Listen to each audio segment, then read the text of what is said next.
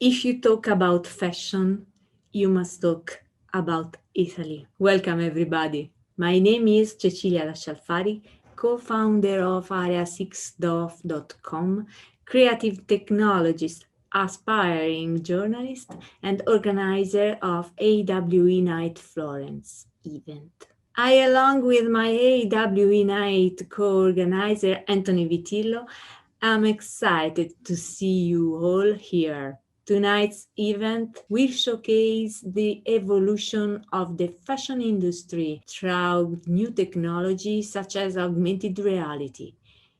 But first, a little historical perspective to set the stage. Italian high fashion was born 70 years ago in Florence when Giovanni Battista Giorgini took the initiative to organize the first Italian high fashion show, which was held into his private residence here at Villa Torrigiani, exactly on the 12th February 1951, to the presence of American buyers and journalists who in this occasion discovered the elegance of the Made in Italy.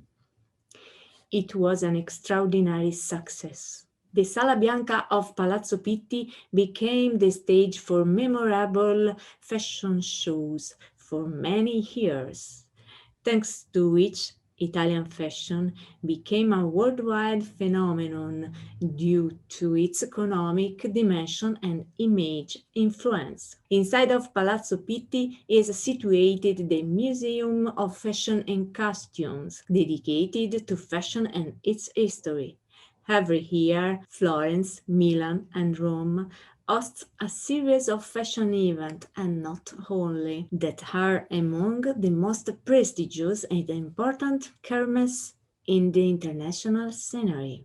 Our overview of digital Italian fashion in XR originates in Florence, passed through Milan, London, Dubai, Tel Aviv, Paris, and New York, and showcases how the fashion industry is using new technology in the XR sector. This event, entirely dedicated to digital fashion, is hosted by AWE Nite Florence, organized by me, Cecilia Lascialfari, and Antony Vitillo, and feature digital entrepreneurs Stefano Galassi, Erika Lamperti, Lea Palomba, Leetee, Wang, who will share their digital fashion experiences. And now, please welcome Antony Vitillo. Hello everyone, I'm Antony Vitillo. Some of you knows me as the Scared Ghost. I'm AR and technology since 2014, and I work both as a developer, consultant, and also as a blogger. I love to talk about this technology, exactly, I guess, like all of us in this event. So I don't want to talk a lot about myself. I'm just very happy to be here in this event talking about digital fashion, because it is one of the biggest trends of the last months. Before introducing the first speaker, I also want to tell you that we like a lot of this kind of AWE Nite Florence, that we like to interact with everyone. So I invite you to speak a lot in the chat, and let's all interact all together with the speakers among us, so that to create a better community for AR and VR. So having said this introduction, for me it's a big honor to introduce for Milan and Miss Erika Lamperti, that is ILEX co-founder and CEO, and Miss Lea Palomba, that is the CEO of ILEX. They will briefly introduce their company, their super interesting company ILEX, and give an overview of their fashion labels approach to digital fashion and the potential unlocked by augmented reality. So welcome Erika, welcome Lea. So let us know these cool things about hair and fashion. Thank you, Antony. Thank you, Cecilia, for this event. It's incredible that we're able to talk today about augmented reality fashion in the realm of digital fashion. I'm the co-founder and CEO of ILEX, and I'm here today with Lea. Pretty easy to find from the preview videos, and she's the CEO, and she will talk later. What is ILEX? ILEX is an augmented reality fashion enabler, which is building currently ordrop.com, which we can proudly say that is the first marketplace of AR clothing and accessories to be worn online on social media and soon in live streaming channels. So think about Instagram, Snapchat, TikTok, Twitch, Discord, Trailer, and the new ones that are arising right now. Ordrop is a platform and marketplace, and it's about connecting fashion labels and independent designers creating our fashion items with a universe of buyers and let's say young personas who are willing to buy digital items online and express themselves with limitless creativity. We are going through an issue right now, especially in this post-COVID scenario. I like to call it post-COVID, as fashion companies are looking for new ways to engage with customers, especially young ones. And they want to add new revenue streams aside the physical, because the physical is not really selling as before. On the other side, we have Gen Zers, which are 18 to 24 years old consumers who aren't really buying for a need anymore, but are buying because they want to express themselves, their creativity, and they are obsessed about being fresh in their looks, in their appear. And in this perspective, we are doing something to help them to find a way to express themselves online without buying fashion, so that we are not impacting the environment, and we are giving a cool alternative to physical fashion. The opportunity is with AR. AR is changing the world, and this is being strongly accelerated by the pandemic. Clothing are adapting to this, and we can actually dress for the virtual worlds right now, as I'm actually doing right now with this cap. The solution and the mission we have is to provide these young customers with latest trends of fashion, garments, accessories, realized in partnership with labels. We're going through a lot of agreements with indie designers and soon with labels to do such things, and then give the possibility to users to wear these items on social media channels. We are huge fans of AR, and we say that AR is the solution because it boosts engagement with Gen Z, as it is an innovative channel for growth. Labels that are adopting AR are being perceived as innovators, as you know, AR is still being tapped right now by the players in the industry, and not many of them are doing this. A lot of them are experimenting with 3D, but 3D is a lot less performing, as it is static, it's not real time, and it doesn't have body tracking. And aside all this, which is not less important, there's zero environmental impact involved. And you know, you are probably all aware of the fact that the fashion industry is the second most polluting industry in the world. And just to give you an idea, a pair of jeans life cycle uses 3,800 liters of water in its lifetime. And this is crazy impressive. The business model we have is divided into two parts: a B2B service to brands that are now reaching out to realize stuff for those social media channels, and the B2C platform I was talking to you about. On the B2C platform, we are selling digital fashion, as I was telling you.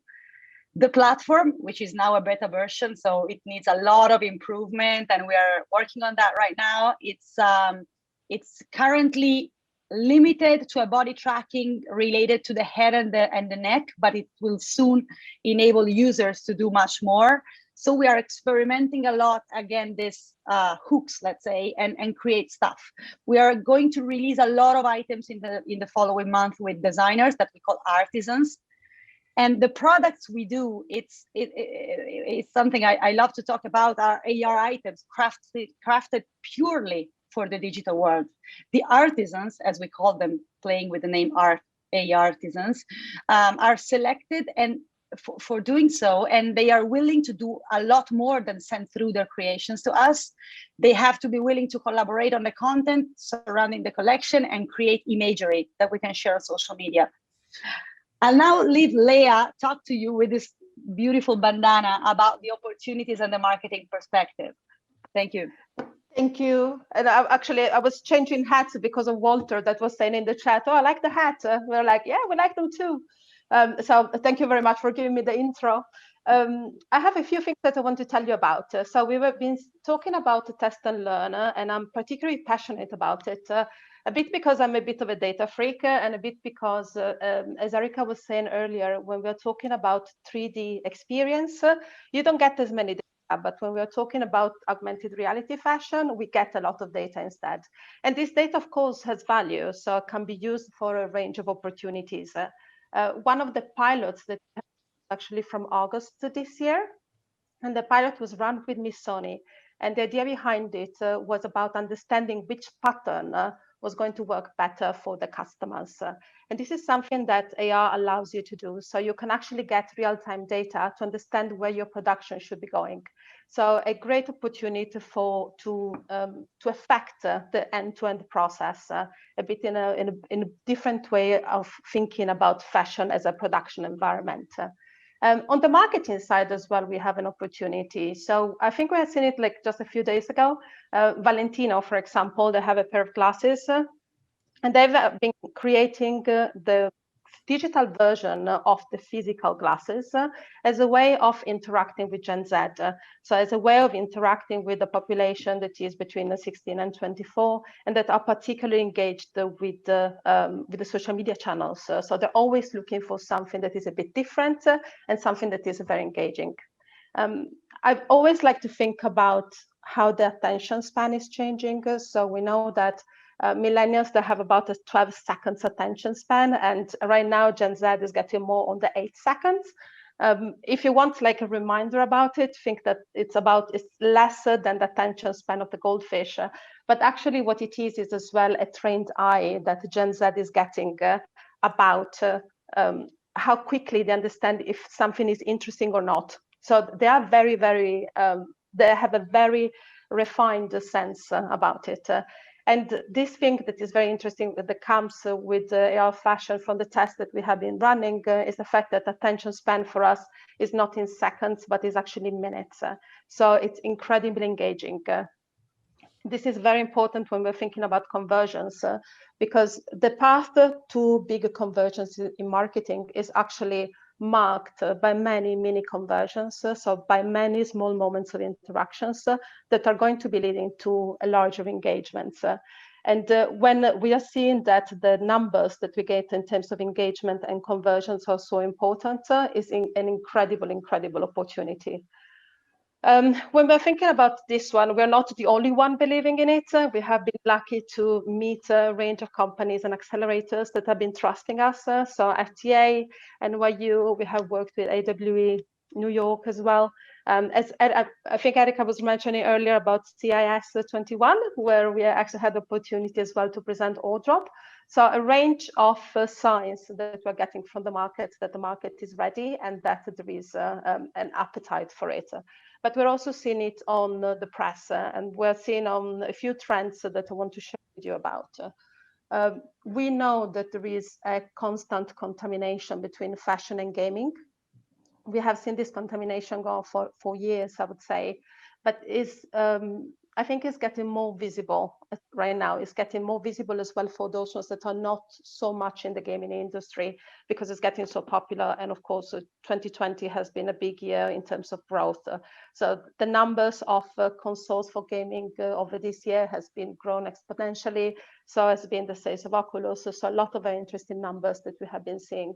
Right now, if you collect, for example, with Zepeto, you're going to see that there are Gucci items that are on sale to dress the avatar. And this is like right now as we're talking.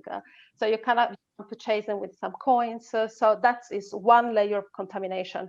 But Gucci is quite known for doing it because they've done something similar as well with the Sims, where it's possible to purchase Gucci branded items for your avatars. And we have seen it the other way around as well. So we're seeing as well how gaming is inspiring fashion, how gaming is inspiring what a younger generation is wearing, so that they bring their digital gaming world into their physical world. And we have seen something in that sense, for example, with Louis Vuitton, with League of Legends.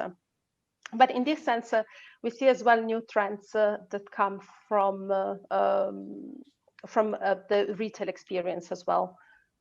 I'm not sure if anyone of you has seen it recently, but in the London Fashion Week that is actually running, there is a big advertising, that is a big outdoor billboard, but they've done as well something on social media so that you can get inside a store that is for Machine A.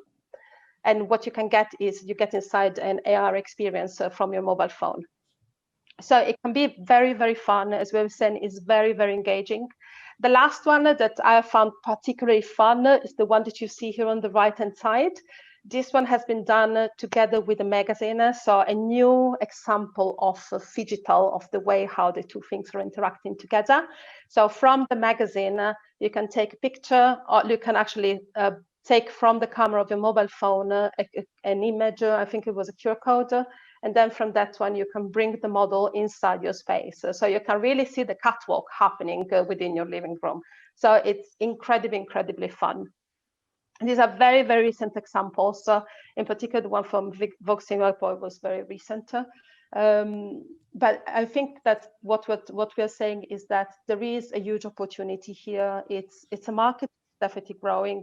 We are always interested in learning more, so we do apply open innovation. We're always looking for new partners to interact with. So if you're interested about it, please do reach out for us because you have the contacts.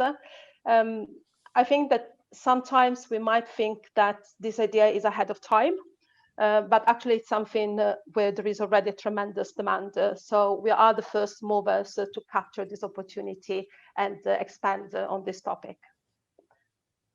I would hand over the word back to Antony, but thank you very much for your time, and I look forward to reading the questions. Okay, so thanks, Erika. Thanks, Lea. Your hat has been a great success in the chat. You have already 4 customers, so I want also 20% share what you're going to sell. I invite everyone that can have questions for Erika and Lea to write them in the chat so we can spare time giving already the word to the new speaker. If you have a question, I have some myself, let's write them in the chat and Lea and Erika can answer them. So Cecilia, it's your time to speak. And now I'm happy to introduce from Dubai, Mr. Stefano Galassi, co-founder and managing director, startup Bootcamp Fashion Tech. Stefano will focus on fashion tech disruption and will showcase the latest innovative trends in the fashion tech business. Welcome, Stefano. It's a pleasure to have you here. Thank you all. So hi, from Dubai. This is a great pleasure to stay here connected today, and then also to be part of this great panel when women entrepreneurs like such Erika and Leetee and Lea, they are leading the way with their solution. I'm very proud to be part of this community. And thank you so much to AWE organizing this great plenary session.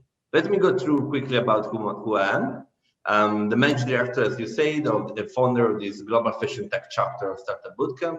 What that Startup Bootcamp does, next please, is an innovation ecosystem. We see today how we're gonna face some new context and new challenges, and then also we're gonna do quick touch base some fashion tech trends. Next please. So we have, as a Startup Bootcamp, we started our company since 2010. We have been running more than 43 programs in 28 cities in more than 22 countries. So we can easily say that we are a global player. Who are our partners in fashion tech? You can recognize some of those brands, including Prada, Valentino, Stone Island, or the most important textile manufacturer in Italy and Europe, and the right side, the tech digital players, names like Accenture, Data Group, Jellyfy, PwC, VAR Group, and many more. So what we do, we try to connect those fashion tech soul all together. And what are some numbers? We have been received approximately in 2 years, more than 2,000 applications. We met one by one more than approximately 400 companies from 30 countries. And we finally selected just 20. The next chapter will be how we do work in open innovation. We are not alone in this world, but we try to connect with all the different most important players. Important academies like director with the Politecnico, but also teaching Bocconi, Marangoni, but also important other players like Greenhouse Chalhoub here in Dubai, where I'm sitting here today, but also Viva InnoSpace in Shanghai, Viva Technology in Paris with LUMH, and also in New York with the Fashion Tech Lab and Luxury Institute. So today I would like to touch base quickly what are the most important challenges after the pandemic in the market. So store closure, less human interaction, reduced production, the showrooms closing, and all those challenges bring us to this new emerging tech disruption you're gonna see here in this video. Let me see the video and then I'm gonna go through some of the most important those fashion tech disruption. What does it mean, fashion tech disruption? As you can see in the video, we are very active in 3 main areas: omnichannel scale, sustainability as a business, and industry 4.0. And the 3 different clusters somehow are all them interconnected, and they start to create a new opportunity where market, technology, consumer needs, and business opportunity, they're all intersected. So I'm gonna touch today some topics like esport gaming, also social life shopping, XR everything, and sustainability as a business. Let me start by the first one. I'm not gonna try to be exhaustive, but just give you some quick highlights to open the discussion today.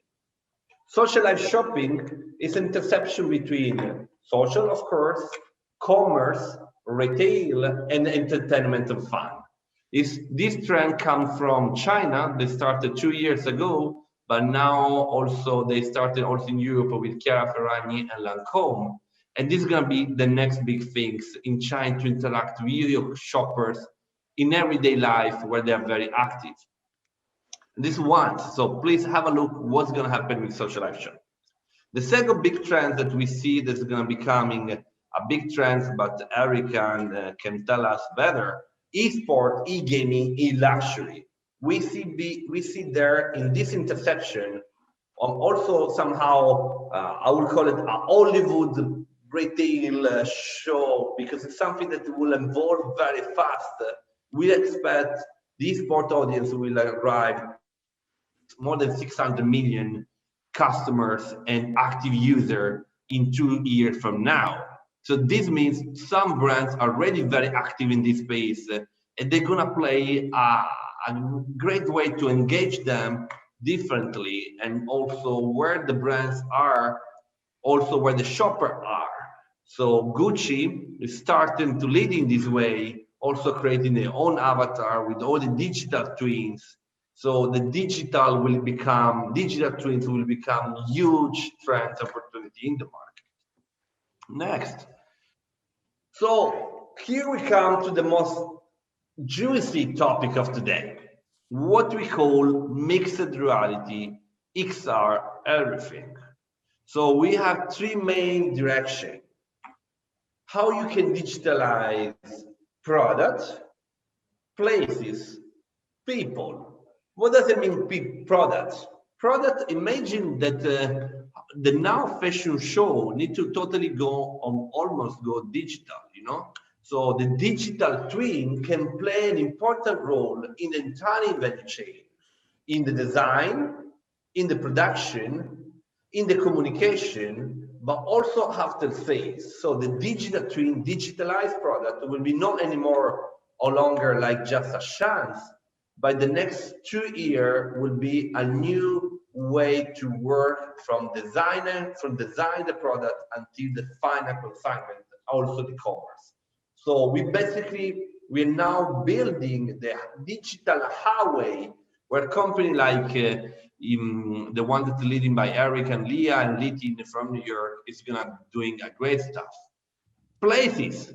Let's imagine also, I mean, with COVID-19, I mean, we cannot go to each single store. So store need to reinvent themselves to become experience-driven commerce, where you're not anymore just boring, but they need to be very interactive, right? But also showrooms. Imagine big luxury brands in Paris during fashion week. If the showroom is closed, no buyer can go to the store to the visit. The showrooms, how they're gonna make the sales? How they're gonna make the sales to the buyers, to the professional buyers? So also digital showroom will be an important role. So places means showrooms, mall, and store. And the third one is about people. Let's call also avatar, but not only avatar. Anyone that can be actually the expression of our digital representation in this world. And this will become huge in the coming months, and also will be a great opportunity for company, brands, and services provider. We're gonna spend a lot of our time in these digital environments. So we also will need to have our digital hats, not anymore physical hat, but the digital one as they proposed before. This actually will be the new normal. So we need to actually define better what does it mean in terms of opportunity. So I know that I have just 10 minutes. I don't want to go further, it's just 9 minutes now. Antony, if you like to address any question, I would be happy to address this question. Okay, so we can see if someone from the chat to invite people to ask questions about what you just said. In the meantime, maybe I can I can ask you if someone wants to become one of my usual questions to people. Many people want to become an entrepreneur and do innovative things. So since you work with entrepreneurs every day, if someone wants to become an entrepreneur in digital fashion, so what will be your top advice to him to get started and succeed? Fall in love with the problems and find the solution. Be obsessed with the solution. Be a startupper is like a religion. You need to be obsessed every day, any moments, and then without never give up. I mean, when we select startups, we select them about the team, of course, the technology, the business model, financially run, all of those aspects, of course. But the team, especially in early stage company, is really the most important things. Because the entrepreneur, the co-founder vision, the background, the attitude towards problems. You know, when we had the COVID, the pandemic, many of the startups start feeling like very depressed. Instead, I told them, this is the biggest opportunity in your life. Turn challenging this opportunity. Some of them, they really catch this opportunity and made tremendous business. Because you are focused on the challenges of the brands or the consumer needs, you can identify the solution and working hard to make the solution really applicable and scalable. And this is why we are here, because I mean, there's such entrepreneurs that can really lead the way. And some people that contact me, we talk about in the communities, they say that they're afraid in entering these new fields because they say, okay, but when the pandemic ends, as you say, the pandemic is a terrible thing. It's ruining the life of us and many people in the world, but it is also a great opportunity for technology. So we can talk about this for sure, but many people told me, yes, but what happens when the pandemic ends? Are we sure that these trends are going to stay, like virtual events? I work with virtual events, so virtual events, digital fashion, blah, blah, blah. I've been working in this sector basically all my life since approximately 20 years in fashion tech. I was always the guy, bringing innovation to the big guys, senior people, and I always been fired multiple times when I was talking like to the luxury brands. Social media is arriving. I almost been fired. Then also again, I will say commerce will arrive. Almost been fired. RFID, logistic, and then startups, and then open innovation. Now is the moment where the acceleration, digital acceleration, really taking the way. There is no way back. No way back. It's going to be a new normal. This is going to be a wave that's going to become the new normal when actually those companies will acquire new solution in the way to engage billions of clients. Such entrepreneur like a founder, fast retailing founder that have the pleasure to meet personally is called Tadashi Yamasan, and also the richest person in Japan, but he's a visionary guy. He ran a company of $14 billion, $14 billion. And 5 years ago, he asked me, help me to create my omnichannel vision. And he said, I have 100 million customers around the world. How I can actually engage them and moving from transaction to relationship? And the only answer was through digital. And now digital is not only available to create this relationship, but also to digital transform all the sector. The way the company that used to be product-centric need to become now digital powered. So creativity will lead the way anyhow, human creativity, but the digital need to be actually infused in each single department of the fashion houses, from design, from production, logistics, retail, social commerce, after sales, all around. If they don't move to the platform ecosystem, will this disappear? If I Well, I've seen some questions.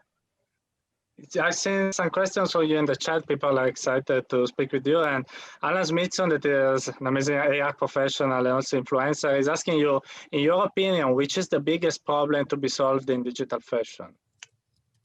We start always about the challenge. Thank you for the question. I see 5 big challenges now. One big challenge is about realizing the highway for the digital products. So even before is culture. So culture means the top executive need to embrace the new solution, and they're a little bit afraid, to having this faster speed. So the first topic is about culture, so executive culture. The second one is more about integrating the digital solution into existing enabling factor. Otherwise, the fashion houses have not so sophisticated IT platform. So the startups need to be plug and play without giving too much headache to the IT digital operation. The third one will be more about how digital can also become a way to become more efficient, so sustainable. We produce a Vogue report with Vogue worldwide, how digitalization can really empower also sustainability. The fourth big challenge is about how to reach multiple clients around the world, keeping the level of experience high. I mean, it's digital, is anyone the same, but we need to provide personalized experience to any of our customers if we are luxury brands. And the fifth one, the last, is going to be how you can train your staff in store to fully be integrated between digital and retail experience. Okay, there is the time for another question from Felipe Santelio. Stefano, what is the most user-friendly XR experience that you have used this year? Friendly, this is a nice question also. I see many. Ones I really like it. This coming to support the United Nations Sustainable Development Goals. It's a very nice app that basically support and train with small challenge everyday habits of all our staff. So basically you download the app. If you want to become more sustainable, you can actually, through a digital gamification game, you can start learning how to reduce water when you wash your teeth, how actually you can extend the life of your clothes buying second-hand. Very gaming digital app. I just discovered recently, but it was sponsored by United Nations, and I think that this should be the way, mixing up digital platform content, education, gaming with a nice purpose. And that's actually called A Word. I'm really encouraging anyone to use it as a more like a step forward to more digital sustainable world. Okay, I think unluckily your time is up, but the people that want to ask questions to you and your team can put them in the chat, and Stefano, someone else that works the team can answer them. So thanks a lot, Stefano, for these cool insights. I really love speaking with you and listening to your talk.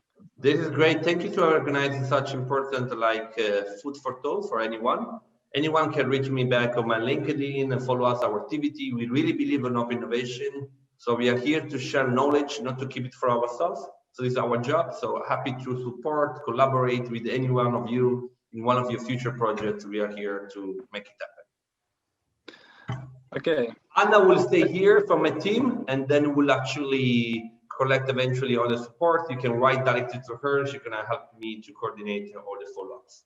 Thank you so much and wish you the best. Thank you, Cecilia, for the invitation. Thank you, Erika, to also represent. And Leetee, that is one of our startup. I know he's gonna go doing a great job. Thank you. Thanks, Stefano. Ciao, Stefano. Thank you. Thank you, Stefano.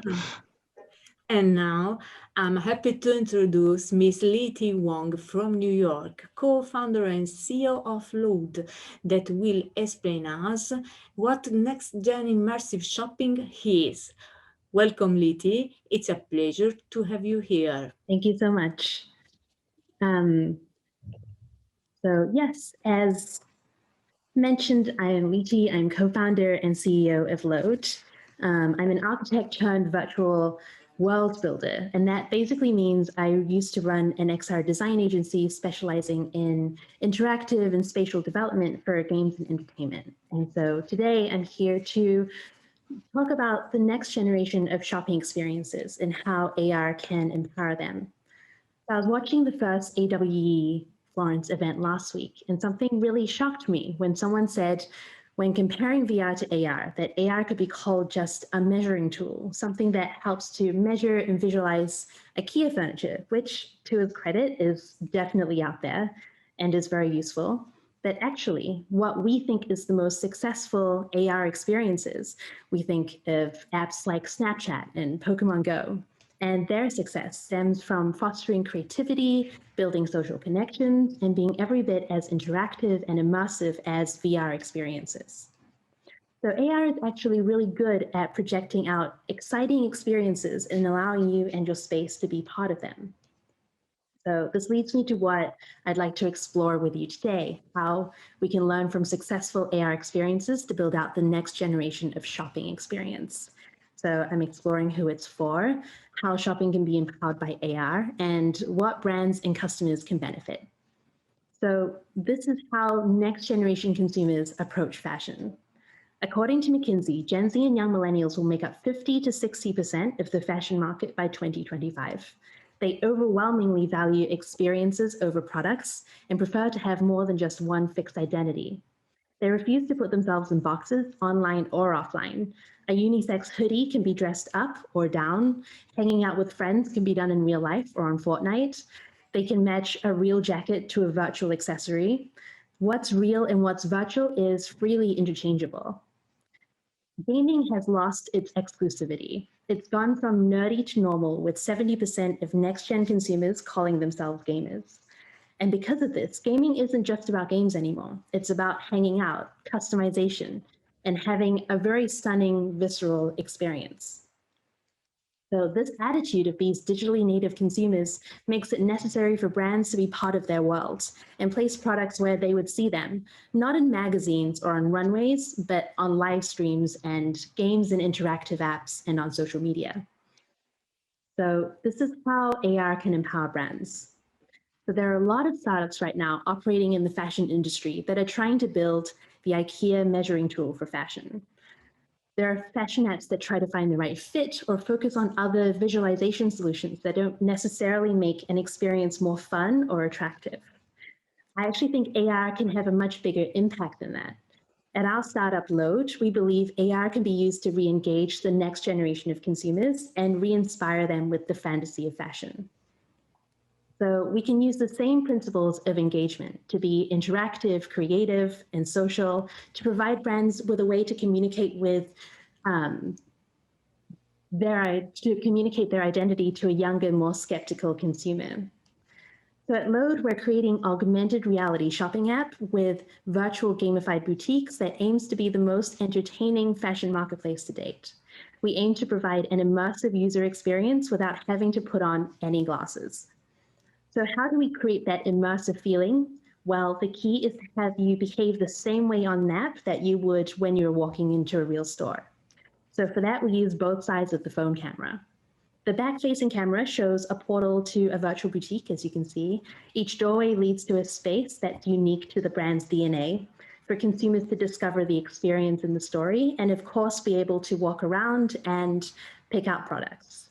The front-facing camera allows you to try on products, styling multiple pieces from the same brand or different brands, and giving you the ability to extend your closet to virtual items and mix and match them with real items. So this is how we're creative, social, and interactive. For creativity, we're building large-scale AR experiences built using gaming engines where consumers can be creative not only with what they try on, but also with the spaces that they choose to explore. And interactive by having experiences that are fully 3D, and you can approach every experience the way that you would in real life. And gamified because of the way we provide targeted or limited edition experiences to consumers. We're social because we allow for the ability to shop with friends and get feedback from what they're trying on. We're including streaming experiences and social sharing because it's a way to combat digital fatigue, of feeling disconnected. It's always much better to share experiences with friends. So what is the impact of immersive shopping for brands? Well, luxury brands have long realized and taken advantage of the fact that the environment is just as important as the products themselves when it comes to providing inspiration.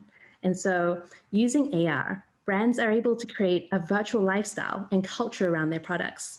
They can play the game of exclusivity versus accessibility by creating this virtual doorway that is targeted at certain groups of users and is used as a way to launch limited editions. On Load, stores can be unique to each brand in each season. Considering currently how e-commerce websites looks very similar, for example, Balenciaga and Palm Angels, that, but instead their 3D destinations can be drastically different, capable of reflecting the brand's DNA and feeling much more like you're walking into part of their brand universe. So once we've built out the initial store, it's very easy to make alterations to make it feel very different every season. We can change everything from style, placement of products, and atmospheres to fit each new collection using libraries to make alterations. So we can, for example, go from a snowy hillside to a desert to a nightscape to provide an entirely new experience in a few days instead of weeks. As an architect, I find this really interesting because it also means brands are able to test out store ideas and gauge public reaction before building out a real store on location, which could be extremely costly with a lot of unknowns. So here are some facts and figures on why virtual experiences could be so powerful. They're a catalyst for personal expression and a way for brands to create an emotional connection with consumers by allowing them to dream.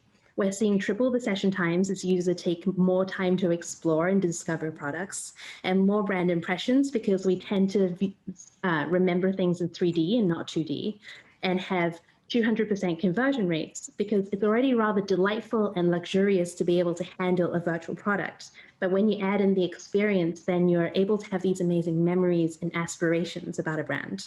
So those are the most focused impacts on AR, but I definitely think that there can also be more far-reaching impacts. For brands and users, having a digital garment living in a digital space also means that experiences and stories can be extended. For example, gaming collaborations become more feasible once products are digitized and can be implemented in games with user-generated content like The Sims. This opens up enormous possibilities for brands to reach new consumers and design for this next generation. So if you'd like to discover more for yourself what the future of shopping experiences looks like, we are getting very close to our launch. So I would encourage you all to go to our website, shopload.io, and subscribe to be first to try out our app. Also, I will put my email in the chat and you can definitely come at me with any questions that you have. Thank you. Thanks a lot, Leetee, for this amazing presentation. I was really admiring the visuals and all the work that you've done in the application, the presentation, everything. Really great job. You have some we have like 2 minutes before starting the official debate. Since you finished a bit earlier, I just want to ask the same question I asked in the chat to Lea and Erika. I see that you're working a lot with AR, of course. I've seen that you worked a lot with augmented reality, all 3D, etc., etc. I think what you're doing can also be very cool in virtual reality. So I wanted to ask you if you also work with VR, if yes, what you've done, if no, why? Yeah, well, it's very interesting actually, because in the beginning we started in VR, back when it was like the new wave of VR that was coming along. But we found a lot of difficulties in the idea that everyone had to get a headset. It was very difficult to set up. We didn't reach a lot of people. And so for us, it was much easier to switch our entire business model to AR, because we truly believe that we can build the same amount of immersive features on mobile than we have on glasses. But of course, because the way we model all of our spaces, we design everything ourselves. And so we have a lot of control to be able to transfer those spaces from AR to VR. And so eventually, when there is more of a crossover and more people have the gear to go into fully immersive spaces, we would be right there with them. Sakshi Tapari asks you instead, so before the debate, asks you if, do you think that the concept of the virtual store, for instance, is here to stay in the long run? I really do, because I think there is a lot that we can do virtually that is completely impossible in a real store, you know? And so I think in terms of being able to conceptualize a wider range of ideas and to have exclusive events and really to target certain people with certain kinds of spaces and certain kinds of moods, I think that kind of stuff is definitely here to stay.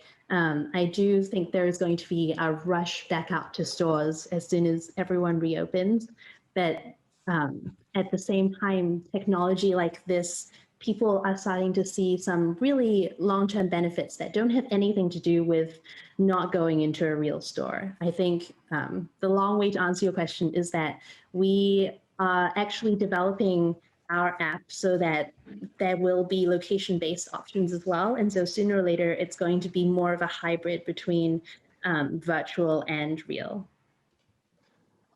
Wow. So let's start officially the debate. So and I want to talk with you also about the long-term future perspective of what you're talking about. So I think that we are all inside AR and VR, and we love these technologies, but at the same time, we still need some years before they are completely integrated into mainstream behavior, probably, especially if we talk about glasses, the time becomes longer. But I want to talk with you, so what are your vision about this future? So Erika and Lea, speaking about what you're working on now, so what do you think will happen in the next 5 years in digital fashion? Let us dream a bit. So I'm taking the word here just because it's so difficult, right? I think if you would have asked me 18 months ago what was going to happen in 5 years, I probably had a better idea compared to what I have today, simply because the world has been moving so much faster than we could have ever imagined. And I believe that probably this is true as well for us, as many other startups, where we had a plan ahead. For sure, I think it's going to become more normal, the adoption of the technologies. I think also I think that the numbers are telling us that there is a much broader adoption as well about more glasses. So it's definitely going to become, I think, more mainstream.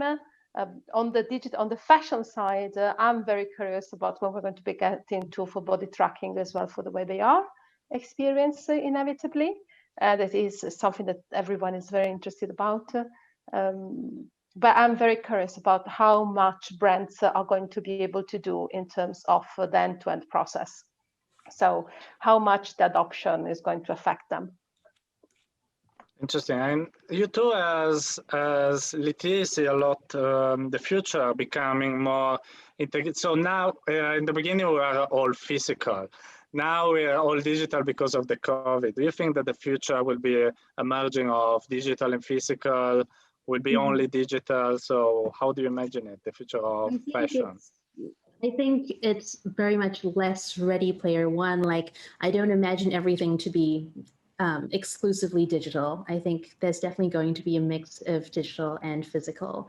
But I do see that the fact that we spend most of our days online, that's not going to change. Like, even if it's online on your phone or any other way, that is staying. And so I think for us, it's about how do we build a lifestyle out of that? How do we actually live online in a better, more interesting way and expose ourselves in a really interesting way compared to now where it's very much still like playing videos or text-based or things like that. So it's still, we're not fully integrated yet into how we could be more digital versus physical. So I think that is really interesting. And I think for fashion, that would open up a lot of doors to kind of change the rules of design and to go from designing only for the physical to actually being able to change the physics of everything and do whatever you want, and how that would kind of change the language overall, I think would be really interesting. Wow, yes. And Anna, since you are working with Stefano, you also have been able to examine how the startup ecosystem in digital fashion is growing, what are the new trends. So what are the new trends that are coming up today that you think will become super relevant in 5 years? So outside of seeing today, so what you think that are new trends in digital fashion that we should know about, and what interesting companies are coming to light? Yes, for sure. The personalization and the digitalization of the of the fashion, like for example, as we are looking today in virtual reality, augmented reality, and also the personalization of the shopping through customization of the shopping experience, like a survey creator that will help more the customer to have feedback from the brand, and also like fitting the dress, the size of the customer to search on internet and help them during this process. These are some trends that are really popular now, and I think that they will impact more in the future, and with the 3D and all this stuff. I think these are the most important trends in the omnicanality vision. Okay, talking back to Erika and Lea and their wonderful hats. So, as a technologist, I want to ask you about VR. I also want to ask you about AR glasses. If you have the opportunity also to play with them and digital fashion with this, we all dream about the future where we have AR glasses on our face every day. So, how do you imagine the future with them? We're waiting for it. We're waiting for it. We're very excited about we're seeing it coming. And you know, if the virtual glasses that are supposed to be out this end of this year are going to be supporting in a nice way, helped also by 5G, the augmented reality, actually, I believe that we are able to wear digital items as normal ones, like really literally mixing up real and unreal in the very same look. Because if we wear the glasses, you can have something on, even a jacket or maybe a full outfit. What we're missing in technology-wise is the body tracking, is the full body tracking with web AR. So right now, since we're not really making our users download any software, any app, and we're based on web, in that specific case, what we miss is a technology to make people wear the full outfit. But when we get there, it's going to be very funny, and in terms of expression and creativity online. Antony, I also wanted to ask you your view on fashion in AR. as this is something we didn't really talk about, and I would love to know your vision on that. You want to ask me how I'm going to dress in AR? Because I'm not a great taste, to be Exactly. honest. Exactly. Probably I'll wait for digital fashion so that it will be easier for me to dress well, asking for some artificial intelligence to tell me how to dress in an easy way, just with a tickers of a switch, so without having to go to a shop and go around. So having easier way. Actually, I'm very intrigued by all of this because I'm not inside I'm not directly inside the fashion world. So this is clear, but I'm very intrigued about what is happening. So seeing all your presentation and also all the articles that I've seen all this time, because I think that the potential is amazing. I'm seeing, especially what I like of digital fashion is the impossible clothes that I'm seeing around. So not only having a hat or a jacket, I'm seeing on LinkedIn in this last week, a meta jacket. It was like a digital piece of clothing for like $100, $200, I don't remember. It was super animated, was very cool cyberpunk style, had the logos, had the digital display here. So I loved it because it's not just normal kind of fashion. It's fashion that meets gaming, meets cyberpunk, meets all this kind of stuff. So I think everyone can customize better his clothing depending on their personality using this kind of impossible clothes. And when we all wear AR glasses, we could wear them all the day. So I could just say, okay, today I want to wear this. I hit a button and everyone in the world sees me wearing that. So this is my dream for digital fashion. Exactly. Without I agree laundry, with you. I have to say it. Without having to do any laundry out of that, it's worth it. No ironing, no laundry. Yeah. Women perspective here. Yeah. Yeah, also no ironing. So of course that's amazing. We all dream of this future. I want to ask a last question to Anna. What is, in your opinion, the biggest problem in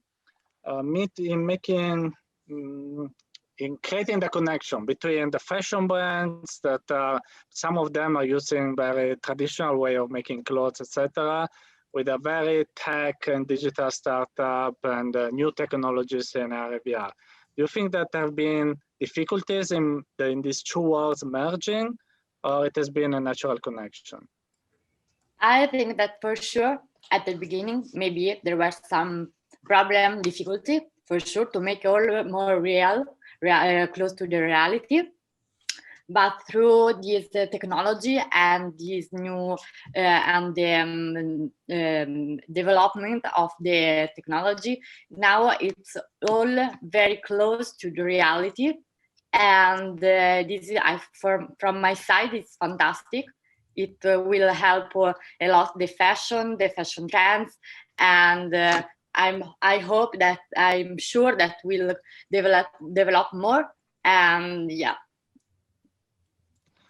Okay, so the time is up. I really want to thank all the speakers, Lea, Erika, Leetee, Anna, and Stefano, because today I've learned a lot speaking with you. It was also cool reading all the questions and the answers, everything happening in the chat. I love this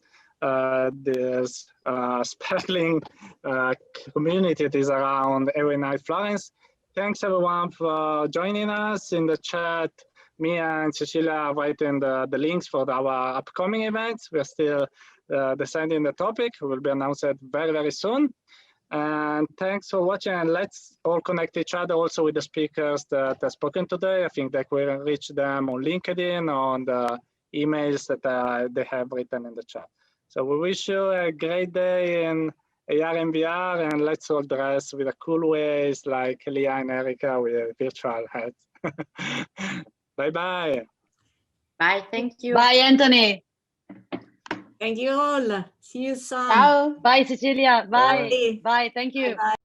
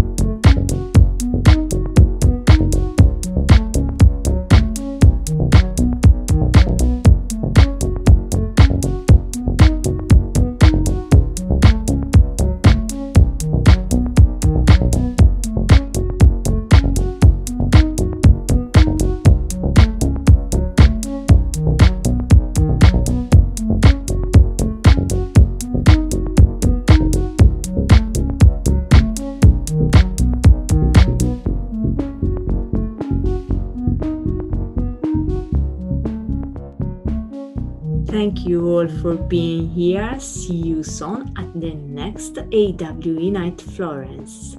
All the best. Have a good day. Bye.